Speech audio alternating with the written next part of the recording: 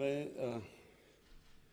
پہلے تو میں ڈیمز کی بات کر لوں، اس کے بعد میں صرف بریفلی اس ڈاکیومنٹری کی بات کرتا ہوں. دیکھیں، ہمارا جو ملک میں انفارچونیٹلی ایک بہت بڑا المیہ ہوا، وہ یہ کہ ڈیموکریسی کے اندر جو ہر 5 سال کے بعد الیکشن ہوتا تھا، اس الیکشن کی وجہ سے لانگ ٹرم پلاننگ نہیں ہوئی. اور ڈیمز لانگ ٹرم پلاننگ ہوتی ہے، اور جو بھی ملک ترقی کرتا ہے وہ ہمیشہ لانگ ٹرم پلاننگ سے کرتا ہے. اگر چائنا کو آج ہم دیکھتے ہیں کہ دنیا کی سب سے تیزی سے بڑھتی ہوئی اکنامک پاور اور سپر پاور بنے جا رہا ہے، تو چائنا کی اگر آپ ساری اسٹڈی کریں، ڈیولپمنٹ کا جو ان کا جو ماڈل ہے وہ لانگ ٹرم پلاننگ کا ہے. ابھی سے جب ہم چائنا گئے تو انہوں نے ہمیں باقاعدہ بتایا کہ ان کی اگلے 10 سال 20 سال وہ کس طرح کیا پلان کر رہے ہیں. اور کوئی قوم آگے نہیں بڑھ سکتی جب تک وہ لانگ ٹرم پلاننگ نہ ہو، آگے کا نہ سوچے. تو ہمارا بدقسمتی سے کیا ہوا ہے، 5 سال کی ٹرم ہوتی ہے، کوشش یہ ہوتی ہے کہ 5 سال کے بیچ میں جو بھی چیز کمپلیٹ ہو جائے تاکہ پبلک کو دکھائیں، پھر بہت زیادہ اربوں روپیہ اشتہاروں پہ خرچ کریں اور پھر اس کے اوپر الیکشن جیت جائیں. تو یہ جو ہمارا ایک ہینڈی کیپ آیا، اس نے بہت نقصان پہنچایا پاکستان کو. سب سے بڑا نقصان یہ پہنچایا کہ ہماری جو اویلیبل ہائیڈرو الیکٹریسٹی تھی وہ سستی بھی تھی، واٹر ریزروائرز بھی بن جانے تھے، ہماری ایگریکلچر کو بھی فائدہ ہونا تھا. بجائے اس کا سوچنے کے لیے وہ شارٹ ٹرم میں وہ ہم نے فیصلے کیے جس سے آج پاکستان کی جو بجلی ہم بناتے ہیں وہ سارے بر صغیر میں سب سے مہنگی بجلی ہے. اور وہی نہیں مہنگی بجلی، بلکہ جس طرح کہ ہم نے کانٹریکٹس کیے، جو ابھی فیصل واڈا نے بتایا کہ کانٹریکٹس یہ کیے کہ چاہے ہم بجلی خریدیں یا نہ خریدیں، کانٹریکٹس اب ایسے ہیں کہ 2013 میں 180 ارب روپے کی کیپیسٹی پیمنٹس تھی، میننگ کہ ہم بجلی استعمال کریں یا نہ کریں اتنا پیسہ ہم نے دینا تھا پاور پروڈیوسرز کو، جو جنریٹ کرتے تھے بجلی. ہماری گورنمنٹ آئی، وہ اماؤنٹ پہنچ گیا، جو نئے پلانٹس آئے جنریشن میں تو وہ پہنچ گیا 500 ارب پہ. اور 2023 میں 1500 ارب روپیہ ہم خرچ کریں گے بجلی کے کیپیسٹی پیمنٹس پہ، چاہے ہم وہ بجلی استعمال کریں یا نہ کریں. تو اس کا بھی ایک پرابلم ہے. پرابلم یہ ہے کہ ہماری سردیوں اور گرمیوں میں جو بجلی ہم استعمال کرتے ہیں اس میں بہت فرق ہے. گرمیوں میں ہماری اس وقت بجلی اگر 24,000 میگا واٹ کے ارد گرد استعمال ہوتی ہے تو سردیوں میں وہ گر کے آ جاتی ہے 8 یا 9,000 پہ. تو اس کا مطلب یہ ہے کہ اگر سردیوں میں ہم بجلی نہیں استعمال کریں، پیسے پھر بھی ہم نے دینے ہیں. اس کی وجہ سے بجلی مہنگی ہو گئی ہے. اور پھر کئی کانٹریکٹس ہم نے کیے جس میں ہم نے بڑی مہنگی بجلی کانٹریکٹ کی دنیا کی مقابلے میں. تو یہ اس لیے ہوا کہ یہ ساری شارٹ ٹرمزم کے اوپر، اس میں کرپشن بھی تھی، شارٹ ٹرم سوچ تھی کہ ہم صرف اگلے الیکشن کا سوچیں اور پھر اس کے بیسس پہ الیکشن جیت کے تو پھر آگے چلیں. یہ جو ڈیمز ہم نے 50 سال کے بعد فیصلہ کیا 2 بڑے ڈیمز بنانے میں، جس میں مومند ڈیم پرابلی جلدی بھی بن جائے گا اور اس کا بہت بڑا امپیکٹ پڑے گا پشاور کے اوپر اور پانی واٹر سپلائی کے اوپر. پانی کے آگے ہمیں جو پرابلمز ہوں گے اور بجلی بھی بن جائے گی. یہ 50 سال کے بعد 2 ڈیمز بڑے بن رہے ہیں. اس سے پہلے ہمارے پاس تھے تربیلا اور منگلا، ہماری زندگی میں وہ بنے تھے.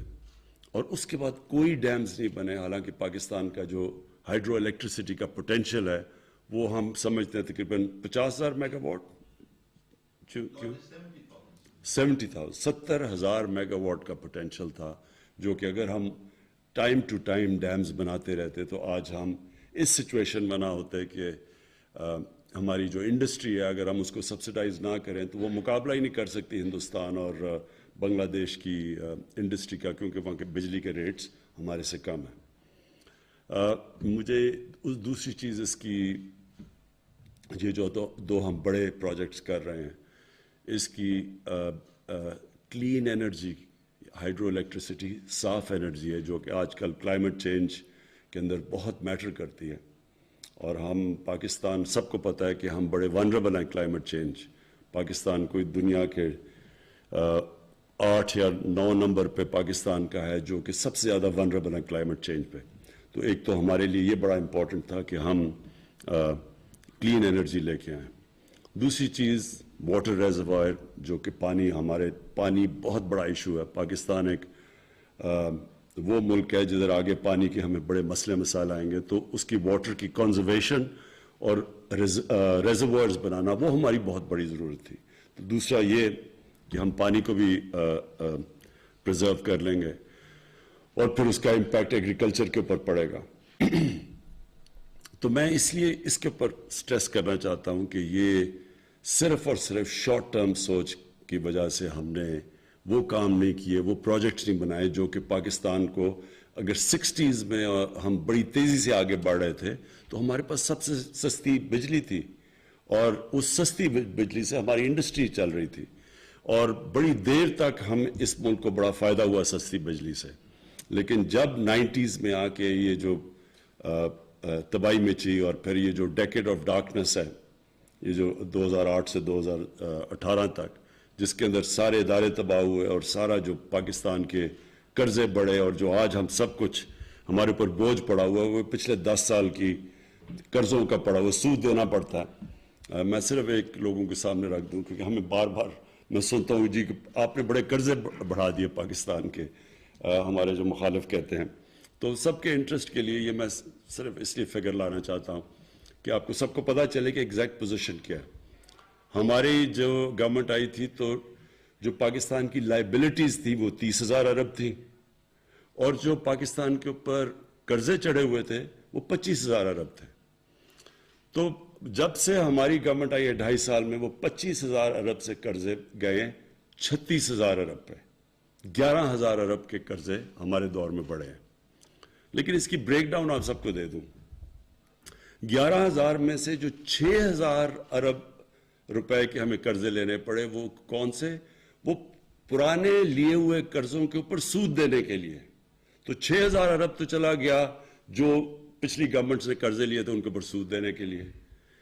3,000 ارب کیوں چڑھ گئے قرضے؟ کیونکہ روپیہ 105 سے گیا 160 تک، ڈالر گیا 105 سے 160 تک. تو جو وہ ڈالر کے اندر جو قرضے تھے وہ امیجیٹلی 3,000 ارب کا ہمیں کچھ کیے بغیر وہ صرف روپے گرنے سے وہ چڑھ گئے. اور وہ ہماری وجہ سے روپیہ نہیں گرا. روپیہ اس لیے گرا کہ جب ہمیں گورنمنٹ ملی تھی تو 60 ارب ڈالر کی امپورٹس تھی اور 20 ارب ڈالر کی ایکسپورٹس تھی. تو سب سے پاکستان کی تاریخ کا سب سے بڑا ٹریڈ گیپ تھا. اور جو کرنٹ اکاؤنٹ ڈیفیسٹ یعنی ڈالر کتنے اندر جا رہے ہیں اور باہر آ رہے ہیں 20 ارب ڈالر، جو بھی پاکستان کا تاریخی گیپ تھا. اس کی وجہ سے ظاہر ہے روپے نے گرنا تھا، کیونکہ روپے ڈالر کم ہو گئے، ڈالر کی ویلیو اوپر چلے گی، روپیہ گر گیا. اور جب روپیہ گرا تو 3,000 ارب وہ چڑھ گئے تو 9,000 ارب ہو گئے. 2,000 ارب جو تھے اس میں سے 800 ارب روپیہ یہ جو کووڈ آیا، کووڈ کی وجہ سے ہماری کلیکشن کم ہو گئی، وہ 800 ارب روپے جو ٹیکس کلیکشن کم ہوئی ادھر چلے گئے. اور باقی جو ہم نے پھر پیکج دیا ریلیف کا کووڈ کے لیے، جو ہم نے لوگوں کے لیے احساس میں پیسے بانٹے، تو وہ ہمیں وہ باقی ملا. تو میں صرف بریک ڈاؤن دے رہا ہوں کہ یہ قرضوں کا لوگوں کو پتہ چل جائے کہ یہ کیا لیگیسی تھی، کیوں ہم پرانے دور کی بات کرتے ہیں. اب میں بریفلی جو یہ فلم کے اوپر دیکھیں، میں یہ بار بار سنتا ہوں کہ جی پاکستان کا سافٹ امیج ہمیں کرنا چاہیے. سافٹ امیج کا کیا مطلب ہے؟ کہ سافٹ امیج کیا کہ ہم کیا ہیں کہ ہمیں سافٹ امیج لوگوں کو دینا چاہیے؟ یہ کیوں ہم کہتے ہیں ہمیں سافٹ امیج دینا چاہیے؟ اور کیا پاکستان کا سافٹ امیج آ جائے گا تو کوئی دنیا ہمیں بڑا اچھا اوپر سمجھے گی؟ ہمیں اس طرح کی غلط فہمی میں نہیں پڑنا چاہیے. یہ احساس کمتری ہے. جب ایک قوم کے اندر کانفیڈنس چلا جاتا ہے تو وہ لوگوں کو خوش کرنے کی کوشش کرتے ہیں. ہمیں کبھی سوچنا نہیں چاہیے کہ ہم کچھ کریں گے. اگر مغرب چاہتی ہے کہ جی جو پچھلے جنرل مشرف کے دور میں جی انلائٹنڈ ماڈریشن, یہ ہم نے زندگی میں پہلی دفعہ لفظ سنا تھا, انلائٹنڈ ماڈریشن. کسی کو نہیں پتا کیا ہے انلائٹنڈ ماڈریشن. ساروں نے, زیادہ تر لوگوں نے اس کو یہ سمجھا کہ اگر جتنا ہم مغربی لوگوں کی طرح لگیں گے تو اتنا ہی ہم ماڈریٹ لگیں گے. تو لوگوں نے انگریزی بولنی شروع کر دی, اور وہ انگریزی کپڑے, یعنی ساروں نے ویسٹرن کلوتھ پہننے شروع کر دیے, سب نے سوٹس پہن لیے, ہم ماڈریٹ ہو گئے. کیا یہ ہے ماڈریشن؟ سو یہ پلیز سمجھیں, یہ احساس کمتری جب آپ میں کانفیڈنس چلا جاتا ہے تب ایک قوم ایسی حرکتیں کرتی ہے. ہمیں صرف ایک امیج پروموٹ کرنا ہے, ایک خوددار قوم جو اپنے پیر پہ کھڑی ہے, جس میں اپنے اندر کانفیڈنس ہے, جو بلیو کرتی ہے, اپنے فیوچر کے اندر بلیو کرتی ہے. وہ کسی کے اوپر ریلائی نہیں کرتی, کسی سے قرض یا بھیک نہیں مانگتی. تب دنیا عزت کرتی ہے. آپ ایک چیز یاد رکھ لیں کہ عزت تو اس انسان کی ہوتی ہے جو خوددار ہوتا ہے. آپ ایکسپیریمنٹ کر لیں, غریب سے غریب آدمی ہوگا جس میں غیرت اور خودداری ہوگی, آپ اس کی عزت کریں گے. امیر سے امیر آدمی بھی جھکا ہوا ہوگا, کوئی دنیا میں اس کی عزت نہیں کرتا.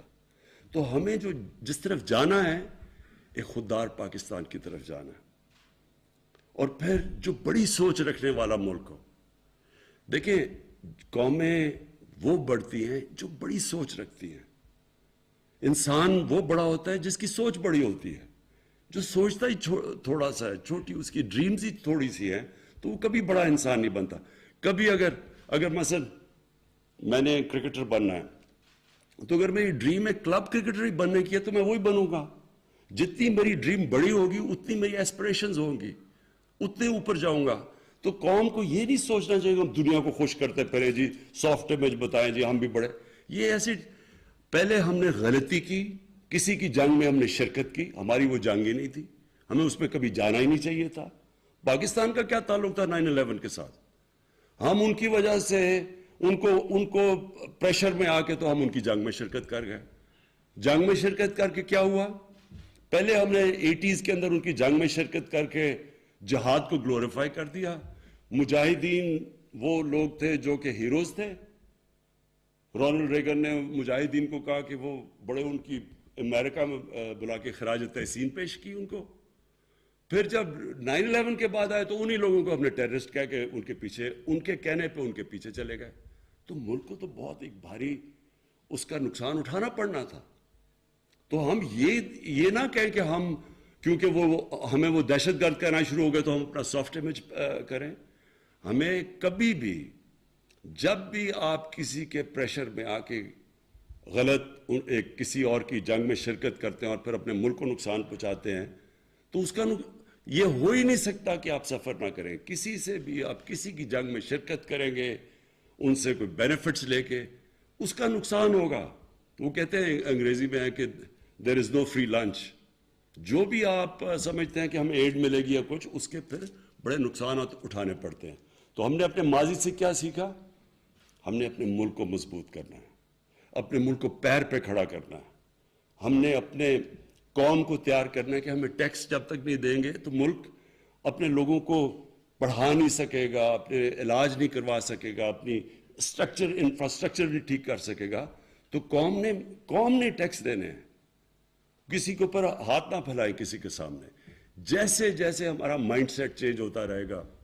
میں آج آپ کے سامنے ایک وہ آدمی جس نے ساری دنیا دیکھی ہوئی ہے, جو پوٹینشل پاکستان میں ہے, شاید ہی دنیا میں کوئی ملک ہے جس میں اتنا پوٹینشل ہے. اللہ نے سب کچھ دیا اس ملک کو. ہم انڈر سیل کرتے ہیں اپنے آپ کو. ہم اپنے اندر بلیو نہیں کرتے کہ جی کوئی اور آ کے ہمیں اوپر لے جائے گا. یہی قوم, جس دن ہم آہستہ آہستہ ہمارے اندر یہ کانفیڈنس آ گیا کہ ہم دنیا کی کسی بھی قوم کا مقابلہ کر سکتے ہیں, یہ قوم اوپر اٹھ جائے گی. سب کچھ ہے یہاں, کوئی چیز, کسی چیز کی کمی اللہ نے نہیں دی. لیکن جب ہماری سوچ ہی یہ ہو کہ ہم نے, جب تک ہمیں باہر سے کوئی ہمارے سافٹ امیج کی وجہ سے کوئی لونز نہیں دے دیں گے یا کچھ نہیں کر دیں گے, ہم آگے نہیں بڑھ سکتے, تب تک قوم آگے نہیں بڑھے گی.